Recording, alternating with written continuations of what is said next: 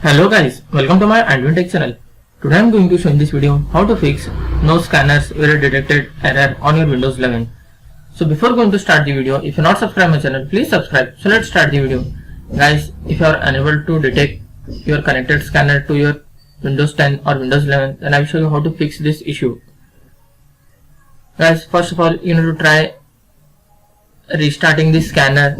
Just turn it off and turn it on again from your scanner button, or you can turn it off from this power socket directly. After turn it on, still you are facing the issue, then just you have to click on start menu, then type here printers. You can see here printers and scanners. Just click on this.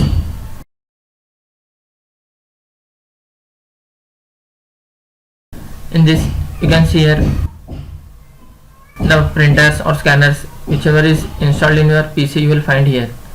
Suppose if this is your scanner, just you need to click on this and click on run the troubleshooter. After that it will detect the problem and resolve it automatically. After doing these steps still you are facing the issue, then you need to remove and reinstall your printer. You can just remove it from here.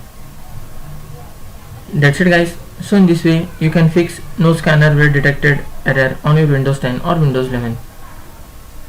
Thanks for watching. Hope if you like this video, please like, share and don't forget to subscribe.